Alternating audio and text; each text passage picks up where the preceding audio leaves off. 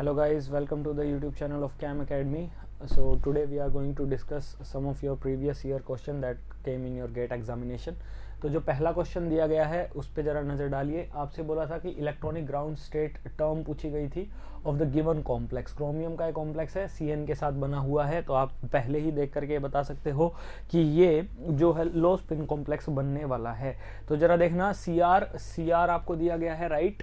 यहाँ अगर आप ऑक्सीडेशन स्टेट निकालोगे तो क्रोमियम की ऑक्सीडेशन स्टेट जो है वो आपकी +2 निकल करके आएगी। This will be +2। Okay, so +2 oxidation state में है, यानी कैसी कॉन्फ़िगरेशन है, D4 इलेक्ट्रॉनिक कॉन्फ़िगरेशन है।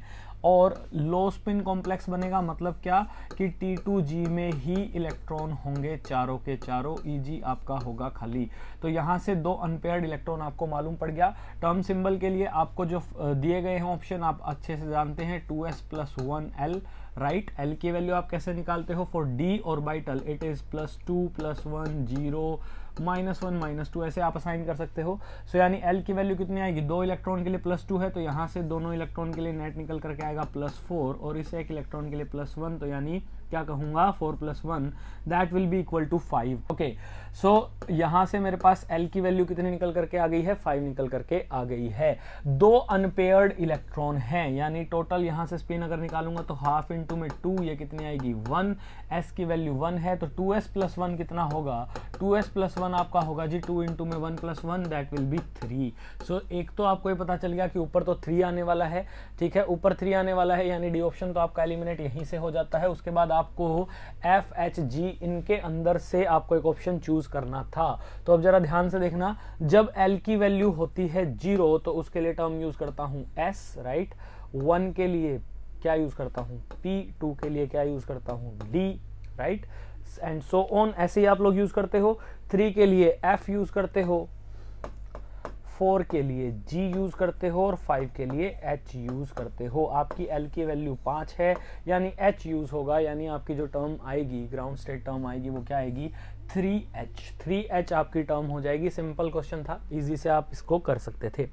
नेक्स्ट क्वेश्चन की तरफ चलता हूं। आपसे क्या कहा है, VO4 3 negative, CrO4 2 negative and MnO4 negative आपको दिया गया है। Ion exhibit intense ligand to metal charge transfer आपको देता है, लिगेंड टू मेटल, राइट, यानी ऑक्सीजन से metal, pi electron density transfer हो रही है। तो आपसे क्या बोलता है कि wavelength of the transmission follow the order, क्या ऑर्डर होगा वेवलेंथ का, क्या ऑर्डर होगा वेवलेंथ का। बस आपसे यही क्वेश्चन यहाँ पे पूछा गया है, इजी सा मामला है, आप आसानी से बता सकते हो। जब हम in a periodic table left to right move करते हैं from vanadium to chromium to Mn, तो हम जनरली क्या देखते हैं कि यहाँ बढ़ने पे Z इफेक्टिव आपको बढ़ता हुआ नजर आता है। Z इफेक्टिव बढ़ता है तो ऑर्बिटल्स जो है वो न्यूक्लियस के पास जाते हैं, यानी ऑर्बिटल्स की एनर्जी घटेगी। खाली ऑर्बिटल में ही ये क्या करेगा, पाई इलेक्ट्रॉन डेंसिटी को एक्सेप्ट करेगा। तो इन केस ऑफ Mn जो ऑर्बिटल पाई इलेक्ट्रॉन डेंसिटी को एक्सेप्ट करेंगे उनकी एनर्जी क्या होगी, लेस एनर्जी होगी, मतलब एनर्जी कम होगी। तो आप ये भी अच्छे से जानते हो कि एनर्जी इनवर्सली प्रोपोर्शनल होती है वेवलेंथ के। अगर जो एनर्जी ऑफ ऑर्बिटल कम है, ऑर्बिटल एनर्जी अगर कम है, तो ऐसे सिस्टम के लिए वेवलेंथ ज्यादा होने वाली है। तो यानी Mn के लिए मैक्सिमम वेवलेंथ देखने को मिलेगी, V के लिए मिनिमम। ऐसा कौन सा ऑप्शन है, ऐसा आपका C ऑप्शन आपको नजर आ रहा है। सिंपल सा कॉन्सेप्ट लगाना था, ज्यादा इसमें कुछ मुश्किल था नहीं।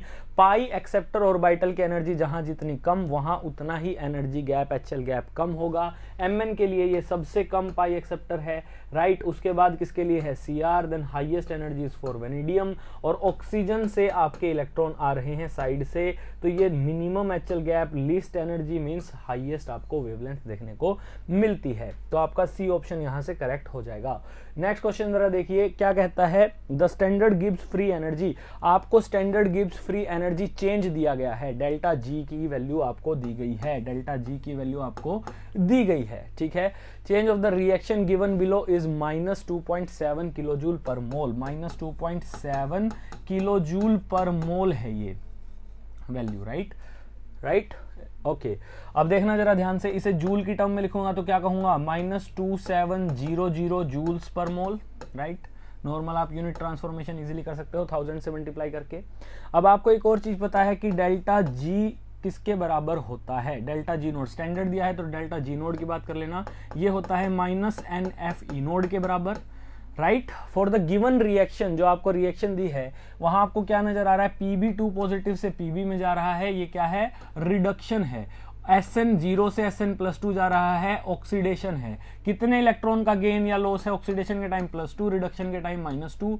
देखना, रिडक्शन के टाइम 2 इलेक्ट्रॉन गेन और ऑक्सीडेशन के टाइम 2 इलेक्ट्रॉन का लॉस, यानी ऑक्सीडेशन के टाइम 2 इलेक्ट्रॉन लूज हुए हैं, -2 आप कह सकते हो, 2 इलेक्ट्रॉन निकले हैं, और यहाँ 2 इलेक्ट्रॉन आपके एड अप हुए हैं, यानी 2 इलेक्ट्रॉन का चेंज है पर साइकिल। तो n की वैल्यू है 2, राइट, n की वैल्यू 2। डेल्टा जी की वैल्यू कितनी? -2700 की जूल पर मोल, और फेराडे की वैल्यू आपको पता है अप्रोक्सीमेटली 96500 होती है।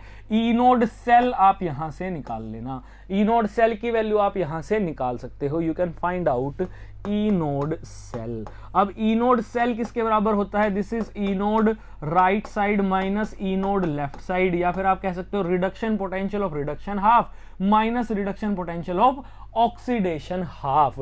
इसको अगर अच्छे से लिखने जाऊं तो क्या कहूंगा? ई नोड रिडक्शन किसका हुआ है? Pb वाले का हुआ है, तो Pb2 पॉजिटिव Pb, और उसके बाद ऑक्सीडेशन हाफ कौन है? Sn है, तो क्या कहूंगा? ई नोड Sn2 पॉजिटिव Sn, ठीक है, राइट। आपको निकालना क्या था? आप देखना, आपको ई नोड Pb2 पॉजिटिव Pb भी दिया गया है, इसकी वैल्यू कितनी है? इसकी वैल्यू -0.126 वोट दी गई है। ई सेल मैंने यहां निकाल ही लिया है, वही वैल्यू यहां पुट करूंगा, same value I will put over here, that's it, कुछ भी नहीं करने वाला हूं इसके अलावा। ई सेल कैसे निकालूंगा? -2700 डिवाइडेड बाय -2 इंटू 96500, ये मेरा ई सेल आ जाएगा। इस ई सेल को इसके बराबर रखूंगा, ये वैल्यू गिवन है, एक आपको निकालनी थी, सिंपल मैथ की इक्वेशन थी। आप वहां से Sn2 पॉजिटिव Sn का आपको स्टैंडर्ड रिडक्शन पोटेंशियल ही निकालना था, ये रिडक्शन पोटेंशियल ही आपको देगा। सिंपल सा क्वेश्चन था, बिल्कुल भी मुश्किल इसमें बात आपको देखने को नहीं मिलने वाली थी। तो यहां से जो आंसर आ जाता है that approximately comes out to be near about -0.14, near about -0.14 के आसपास, वोट के आसपास आपका आंसर आ जाता है। ओके, नेक्स्ट क्वेश्चन की तरफ चलता हूं। नेक्स्ट क्वेश्चन जरा देखना, आपको ionic activity coefficient of Ca2 positive and F negative आपको दे दिया गया है, यानी गामा प्लस आपको दे दिया गया है, गामा माइनस की वैल्यू आपको दे दी गई है। क्या क्या वैल्यू दी गई है? 0.72 दिया है, और आपको साथ ही साथ इसके लिए 0.28 दे दिया गया है, राइट। CaF2 के लिए आपको निकालना है मीन आयनिक एक्टिविटी कोफिशिएंट, यानी आपको गामा प्लस माइनस की वैल्यू निकालनी है। अब देखना जरा, आपको CaF2 कैसे डिसोसिएट करेगा? It will give Ca2 positive plus 2F negative, 2F negative. तो अगर आपको यहां मीन आयनिक एक्टिविटी कोफिशिएंट निकालना है तो वो किसके बराबर आएगा? That will be equal to, देखना जरा ध्यान से देखना कि गामा जब हम ये मीन आयनिक एक्टिविटी निकालते हैं हम क्या बोलते हैं? Activity ionic, mean ionic activity A plus minus किसके बराबर होता है? देखना, A is equal to A plus minus की पावर, a प्लस माइनस की power, if this is x and this is y, x की वैल्यू यहाँ कितनी है? 1, कोफिशिएंट अगर इसका 1 है इसका 2 है, तो क्या करूंगा? x प्लस वाई लिखता हूं, यानी 1 प्लस 2 लिखूंगा, right. I will write 1 plus 2, 1 plus 2, okay, which is equal to gamma plus minus की पावर 1 प्लस 2, 1 की पावर 1, 2 की पावर 2, और कंसंट्रेशन अगर m मानता हूं तो उसकी पावर 1 प्लस 2, ओके।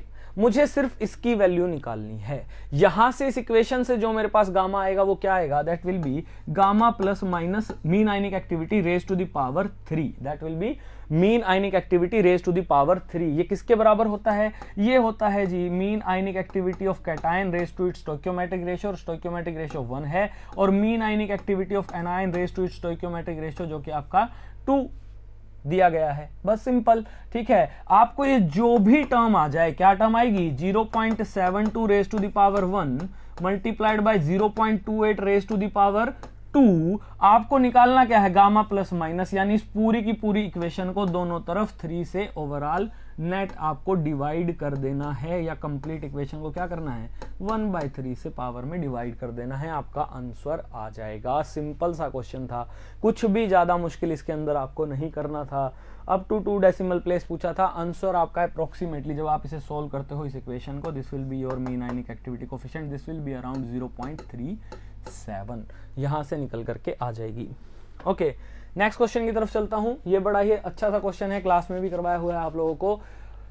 आपको फोस्फाजीन दिया है, एक साइक्लिक फोस्फाजीन 3, टोटल आपको एन की वैल्यू यहाँ 3 दी गई है, यानी कैसा स्ट्रक्चर देखने को मिलेगा, फोस्फोरस नाइट्रोजन यूनिट जितनी होंगी, कितनी होंगी जी 3 यूनिट होंगी, फोस्फोरस नाइट्रोजन की 3 यूनिट होंगी। और इसने क्या कहा है कि फोस्फोरस पे कोई एक्स ग्रुप प्रेजेंट है, और ये एक्स ग्रुप हम क्या करते हैं, बार बार बदलते रहते हैं। एक्स ग्रुप को क्या करते हैं, बार बार बदलते हैं, रिप्लेस करते हैं। कभी तो एक्स ग्रुप को मैं ले लेता हूं फ्लोरीन, कभी तो एक्स ग्रुप को क्या ले लेता हूं फ्लोरीन, कभी ब्रोमीन, कभी एमी, कभी फ्लोरीन, कभी क्लोरीन, कभी ब्रोमीन, कभी एमी, अलग अलग ग्रुप हम लेंगे। अब जरा ध्यान से देखना, ये जो पाई बॉन्ड बनता है ना, एसेंशियली दिस पाई बॉन्ड, आपको फोस्फाजीन के बारे में एक बहुत अच्छी बात मालूम होनी चाहिए कि फोस्फोरस जो है वो sp3 हाइब्रिड होता है, और नाइट्रोजन जो है वो sp2 हाइब्रिड होता है। और जो ये पाई बॉन्ड बनता है, ये 3d ऑफ फोस्फोरस और 2p ऑफ नाइट्रोजन के साइडवेज ओवरलैप से बनता है, राइट। अब जरा ध्यान से देखना, फोस्फोरस का 3d हाई एनर्जी का होगा डेफिनेटली, 2 कारण से, एक तो ये लेस इलेक्ट्रोनेगेटिव है नाइट्रोजन के कंपैरेटिवली, दूसरा इसकी एन वैल्यू बहुत ज्यादा हाई है, तो क्या देखने को मिलता है, नाइट्रोजन की जब मैं बात करता हूं, नाइट्रोजन के 2p की एनर्जी होगी कम। अब एसेंशियली 3d जो है, फोस्फोरस का जो 3d है वो नाइट्रोजन के 2p से ओवरलैप करेगा, और ये ओवरलैपिंग जो है इसके बीच में देखना, इफेक्टिव ओवरलैप के लिए आपने कंडीशन पढ़ी होगी कि ओवरलैपिंग ऑर्बिटल की एनर्जी सिमिलर होनी चाहिए, सेम सी होनी चाहिए, वो ज्यादा डिफरेंट नहीं होनी चाहिए। यहां ये एनर्जी गैप आपको नजर आता है। मेरे एक और चीज पढ़ी हुई है, वो क्या पढ़ी हुई है, एक्साइटेशन कॉन्ट्रैक्शन थ्योरी का एक एप्लीकेशन ही आप इसको मान लीजिए कि जब मैं फोस्फोरस को किसी मोर इलेक्ट्रोनेगेटिव एलिमेंट से जोड़ता हूं तो वो इस पे डेल्टा पॉजिटिव चार्ज क्रिएट करता है, means nuclear charge Z effective को इसके को बढ़ाता है। इसमें पॉजिटिव चार्ज आया, जेड इफेक्टिव बढ़ा, जेड इफेक्टिव बढ़ा तो ये क्या करता है, आउटर ऑर्बिटल्स को अपनी तरफ न्यूक्लियस इसका खींचने लगता है, और ऑर्बिटल यदि न्यूक्लियस की तरफ खींचा चला आएगा तो उसकी एनर्जी क्या होगी, डिक्रीज हो जाएगी। और अगर जो एनर्जी डिक्रीज हुई तो उतना ही ये energy gap between nitrogen 2p and 3d कम होता चला जाएगा। मतलब मोर इलेक्ट्रोनेगेटिव सब्स्टिट्यूएंट जब अटैच होगा तो ये गैप बहुत ही कम होगा, और अगर जो ये गैप कम होगा तो मैं क्या कहूंगा, इफेक्टिव ओवरलैप होगा, इफेक्टिव ओवरलैपिंग आपको देखने को मिलेगी, इफेक्टिव ओवरलैपिंग आपको देखने को मिलेगी, right. Effective overlapping means stronger pi bond formation आपको देखने को मिलेगा, मींस पीएन बॉन्ड की स्ट्रेंथ क्या होगी, इंक्रीज होगी, stronger PN bond, stronger PN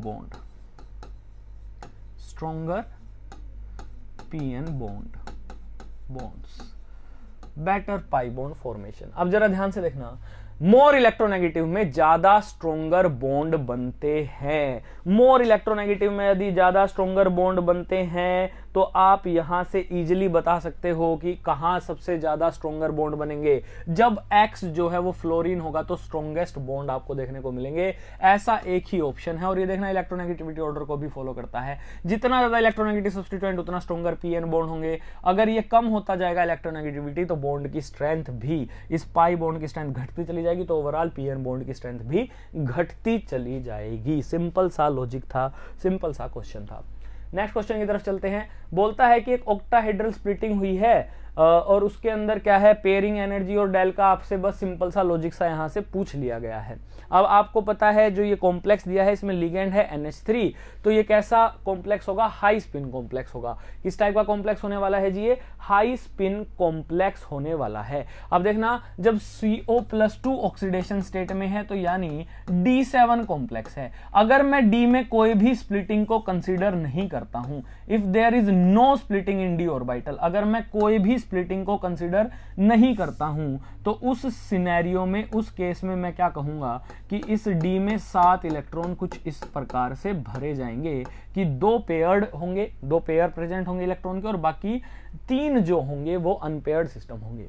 but आपको पता है ऑक्टाहेड्रल फील्ड है तो स्प्लिटिंग तो होगी ही। एक तो आपका T2G बनेगा और एक आपका EG बनेगा, T2G बनेगा और एक आपका EG बनेगा। अब जब ये T2G EG बना है, हाई स्पिन है, तो पहले सारे के सारे सिंगली फील्ड करे जाएंगे और उसके बाद पेयरिंग ऑफ इलेक्ट्रॉन करना पड़ेगा। अब देखना, जो बिना स्प्लिटिंग के कॉन्फ़िगरेशन थी वहां भी कितने पेयर ऑफ इलेक्ट्रॉन थे? 2 पेयर्स ऑफ इलेक्ट्रॉन प्रेजेंट थे, और आफ्टर स्प्लिटिंग भी केवल और केवल 2 ही पेयर ऑफ इलेक्ट्रॉन हैं, एक्स्ट्रा कोई पेयर इंक्लूड नहीं हुआ। तो नेट क्या कहूंगा कि इन दोनों स्टेट में चेंज होने पे, यानी splitting, non splitted to split में चेंज होने पे पेयरिंग पे कोई फर्क नहीं आया। यहां भी 2 पेयर थे, यहां भी 2 पेयर थे, तो नेट पेयरिंग एनर्जी में कोई चेंज नहीं है। तो pairing energy, net pairing energy इसके रहेगी 0p, यानी पेयरिंग एनर्जी का कंसेप्ट यहां कोई आपको नहीं आएगा। यहीं से आपका आंसर निकल जाता। अच्छा, उसके बाद आपको पता है जो ये गैप होता है, इसको हम यूनिट में किस में मेजर करते हैं? डेल नोड की में, इसे CFSC बोलता हूं। और क्या देखता हूं कि नीचे वाले ऑर्बिटल जितने स्टेबलाइज हैं उतने ही ऊपर वाले destabilise, net change of energy 0, यानी ऊपर वाले 0.6 से डिस्टेबलाइज हैं और नीचे वाले 0.4 से स्टेबलाइज्ड हैं। कितने हैं ऐसे इलेक्ट्रॉन्स जो स्टेबलाइज्ड हैं वो देखना जरा ध्यान से। स्टेबलाइज्ड इलेक्ट्रॉन टोटल है 2 to 4 1 5। 5 इलेक्ट्रॉन्स जो हैं वो स्टेबलाइज्ड हैं। स्टेबलाइज मीन्स उसकी एनर्जी कम हुई है, नेगेटिव हुई है, तो यानी -0.4 मल्टीप्लाइड बाय 5, इतनी एनर्जी तो स्टेबिलिटी, इतनी तो एक्स्ट्रा स्टेबिलिटी गेन की है इस कॉन्फ़िगरेशन ने। डिस्टेबलाइज कितने? 2 इलेक्ट्रॉन हुए हैं, 2 इलेक्ट्रॉन डिस्टेबलाइज हुए हैं, कितनी एनर्जी से? 0.6 से, और नेट पेयरिंग में कोई चेंज नहीं। तो आप इसको बस सोल्व कर लीजिए। ये आपकी डेल की टर्म में आएगी, इस यूनिट इसकी क्या होगी? Del naught. तो कितना आएगा? -2 प्लस 1.2 del naught plus 0p means -0.8 del naught, यानी आपका आंसर C यहां से आ जाएगा। That will be your answer. Okay, so these were some of the questions जो हम लोगों ने डिस्कस किए मेन ग्रुप से, आपके इलेक्ट्रो से, आपके कोऑर्डिनेशन से, और अलग अलग क्वेश्चन हम लोगों ने डिस्कस किए जो आपके एग्जाम में आए थे। होपफुली ये सेशन आप लोगों को इंटरेस्टिंग लगा हो। Thank you for joining us.